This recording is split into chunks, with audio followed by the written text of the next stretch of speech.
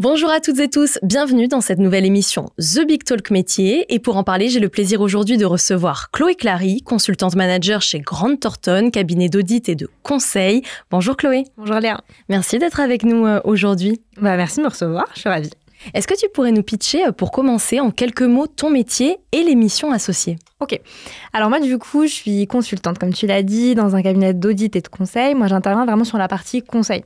Et donc, en tant que consultante, moi, je vais accompagner des entreprises, nos clients, dans la résolution de leurs problématiques opérationnelles, techniques. Et donc, l'idée, c'est de les aider à mettre en place des solutions, à mettre en place des dispositifs qui vont venir gérer leurs risques, tout simplement opérationnels. On peut aussi les aider parfois à auditer, évaluer ce qu'ils ont mis en place pour pouvoir améliorer au fur et à mesure leur dispositif. Et moi, j'interviens en fait plus spécifiquement, donc il y a plusieurs équipes.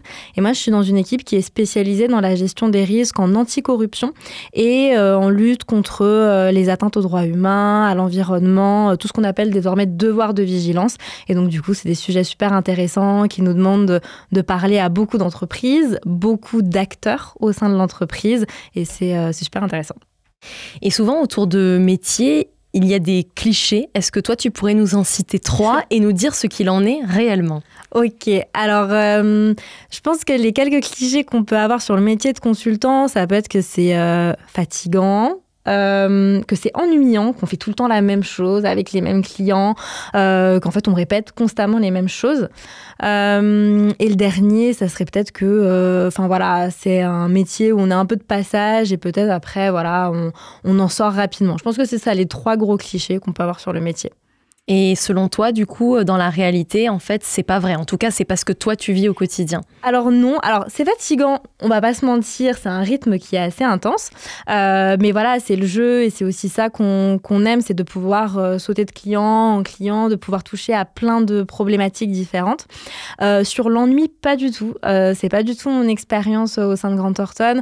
On a beaucoup de clients différents, beaucoup de secteurs d'activité très variés. Donc du coup, on s'ennuie pas parce que chaque mission est différente et on doit faire vraiment du sur-mesure en fait pour chaque client. Donc à chaque fois, c'est comme si on repartait de zéro. Donc ça, c'est top. Et ce que j'ai eu l'occasion de faire aussi chez Grant Thornton, et je pense que c'est intéressant de le souligner, c'est que j'ai pu intégrer en fait un programme interne certifiant en partenariat avec l'ESSEC. Et grâce à ce programme, j'ai suivi des cours, je pourrais t'en dire un peu plus, mais j'ai suivi des cours, j'ai pu même quitter mon département pendant 3 mois pour aller faire un stage dans une autre équipe. Donc honnêtement, depuis que je suis arrivée, je suis loin de m'ennuyer.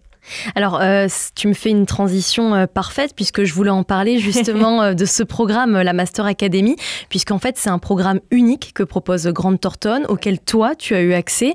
Est-ce que tu pourrais déjà revenir sur les débuts, comment tu as eu cette opportunité, comment est-ce que tu l'as saisie, qui te l'a proposé, puisque finalement, il est arrivé assez tôt après ton arrivée dans ce cabinet. Exactement. Alors du coup, moi, j'ai intégré la toute première cohorte, donc la toute première promotion du programme. Et donc, en fait, je venais d'arriver dans le cabinet. Ça faisait déjà quelques mois que j'étais là.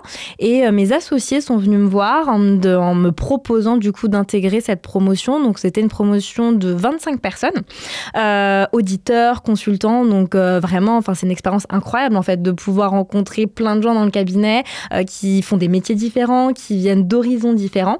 On a tissé des liens super forts. On se retrouvait pour les cours, pour des projets de groupe. Donc, vraiment, c'était une ambiance vraiment super intéressante. Et du coup, c'est un programme qui a duré 2 ans. Et donc, du coup, au fur et à mesure de mon évolution chez Grant Thornton, j'ai aussi grandi avec ce programme en suivant tous les modules qui nous étaient proposés. Et alors, est-ce que tu peux nous en dire plus justement sur ces contenus et après aussi peut-être sur la cadence, c'est-à-dire est-ce qu'il y a une répartition tous les 3 mois, tous les 6 mois quel est l'objectif à atteindre au bout de 2 ans? Est-ce que tu peux nous en dire un peu plus? Alors, de manière très pratique, si tu veux, le programme, il est composé d'une dizaine de modules. Donc ça, c'est vraiment le volet académique en partenariat avec l'ESSEC. Et donc, on va voir plein de sujets différents, de stratégie, de négociation, d'innovation, pour pouvoir développer notre manière de penser. L'idée du programme, c'est vraiment de former un peu les managers de demain. En fait, concrètement, comment on se positionne sur les nouveaux sujets, comment on se positionne sur des nouvelles techniques de management également. Et après, après, il y a un autre volet de mobilité interne. Et donc là, on devait tous chercher un stage de 3 mois environ dans un autre département du cabinet. Et donc du coup, au global, l'ensemble de ces cours sur le volet académique et la mobilité composaient l'ensemble du programme. Et sur le rythme, pour répondre à ta question, on a déjà un rythme dense en cabinet. Et donc, du coup, l'idée de Grant Thornton, c'était de nous éviter en fait, les cours du soir et les journées à rallonge.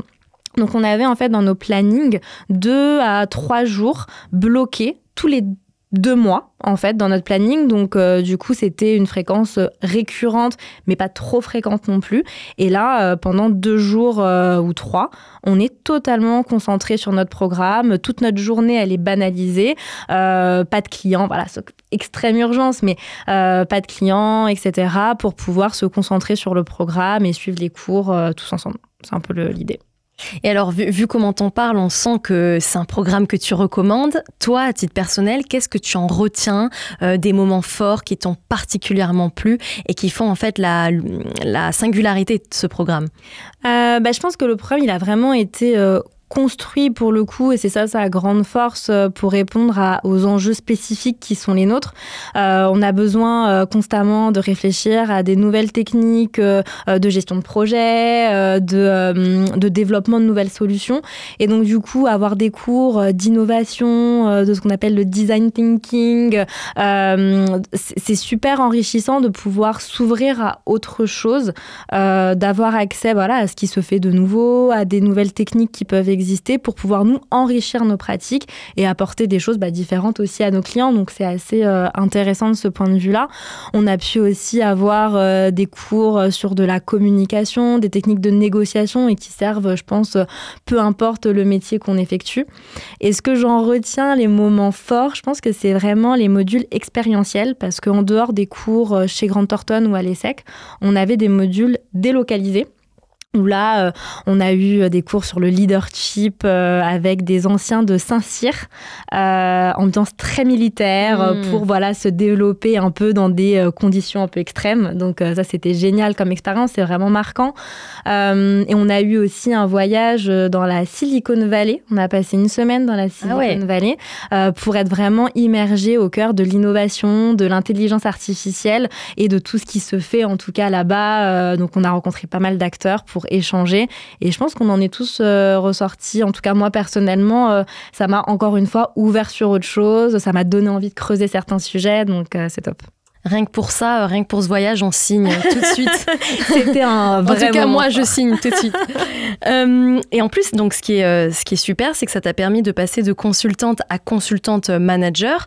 Et alors, justement, j'aimerais me tourner avec toi un petit peu vers le futur. Alors, d'abord, pour parler des futurs enjeux autour de ta profession. Alors du coup, effectivement, et c'est important, moi je me suis vraiment construite avec ce programme, donc je suis arrivée dans le cabinet en tant que consultante, j'ai beaucoup appris et ça m'a permis de là passer manager, donc de pouvoir mettre aussi en application tout ce que m'a appris ce programme. Dans les enjeux, je pense qu'il y a vraiment une nécessité de croiser les thématiques, de s'ouvrir à autre chose que sa spécialisation de base et notamment le fait de pouvoir faire une mobilité interne dans un autre département. Moi, j'ai eu la chance de pouvoir aller voir ce qui se passait du côté des équipes transformation durable du cabinet et c'est vrai que ça nous a permis de croiser les expertises de nos départements sur des nouveaux sujets, notamment la CSRD. Donc en fait, c'est vraiment des choses qui sont au cœur des préoccupations des entreprises, des nouveaux modes de reporting, de traitement de sujets qui sont liés à l'éthique des affaires, la responsabilité sociétale des entreprises.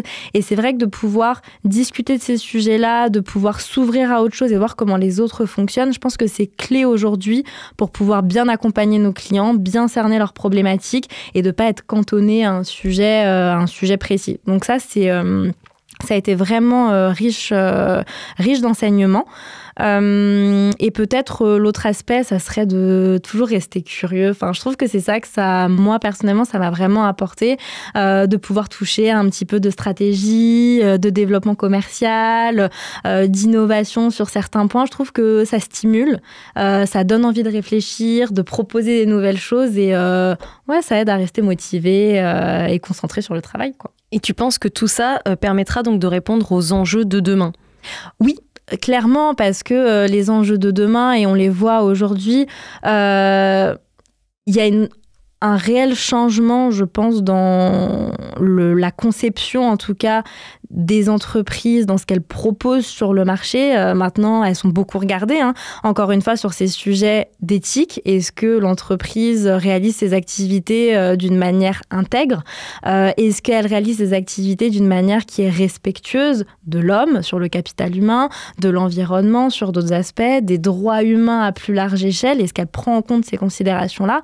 Et c'est pas forcément facile de changer certains prismes qu'on a eus pendant des années. Et donc, c'est vraiment important de pouvoir poser les choses sur la table, de pouvoir s'ouvrir à tout ça et d'avoir vraiment une vision globale, je pense, sur ces sujets-là, et de pouvoir coopérer les uns les autres, parce que on a besoin des expertises de chacun, de renforcer nos compétences sur des expertises un petit peu nouvelles, d'intégrer tout ce qui est intelligence artificielle, innovation maintenant pour répondre aussi à tout ça. Et donc, effectivement, je pense que c'est clé de ne pas perdre de vue ces sujets, de se former, clairement, et c'était l'ambition en tout cas du programme, c'est qu'on arrive à développer des compétences vraiment concrètes, pratiques, et qu'on puisse derrière redéployer au bénéfice de nos clients et puis même pour nous-mêmes en tant que professionnels. Et d'un mot, avant de passer à la suite, selon toi, quelle serait la qualité du coup du bon manager de demain? Le bon manager de demain, ça, on se l'est beaucoup posé comme question en plus pendant le programme, parce qu'on a eu des projets de groupe aussi qui nous ont amenés à beaucoup réfléchir sur, chez Grant Thornton, le cabinet de demain. Enfin, on a vraiment été poussés à réfléchir à ces aspects-là.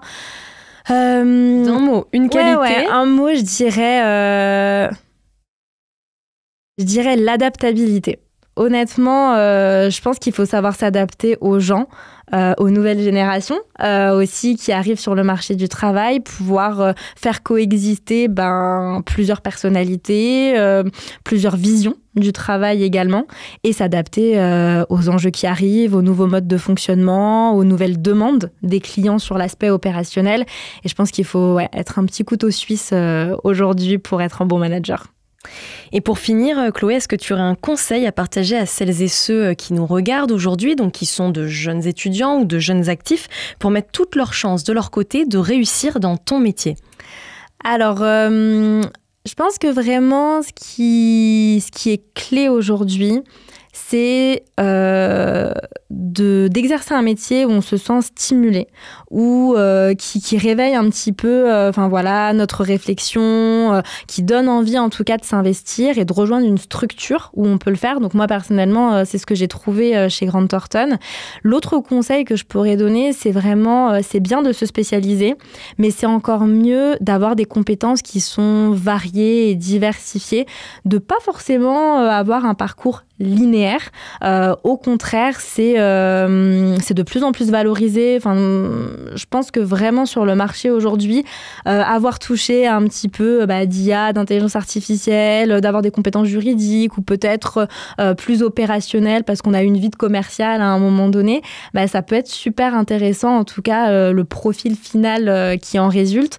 Et derrière, ça permet d'avoir vraiment une vision qui est riche, une manière de penser qui est intéressante, et ça fait en tout cas de ces jeunes qui arrivent sur le marché des atouts au sein des équipes qui sont vraiment indispensables. Donc je pense que mon plus gros conseil, ça serait de rester curieux, de ne pas hésiter à se former, de développer des nouvelles compétences et vraiment de les valoriser au maximum. Et du coup, pour finir, peut-être qu'on peut se rendre sur votre site internet alors Complètement. Grant Thornton propose pas mal d'opportunités au sein des différents départements. Donc, on a des opportunités en audit, des opportunités en conseil. Enfin, normalement, il y a vraiment de quoi trouver son bonheur et de rejoindre des équipes super sympas. Merci beaucoup, Chloé. Merci à toi, Léa. Et merci également à vous, toutes et tous, de nous avoir écoutés. Je vous donne rendez-vous pour une prochaine émission The Big Talk sur Job Teaser. À très vite.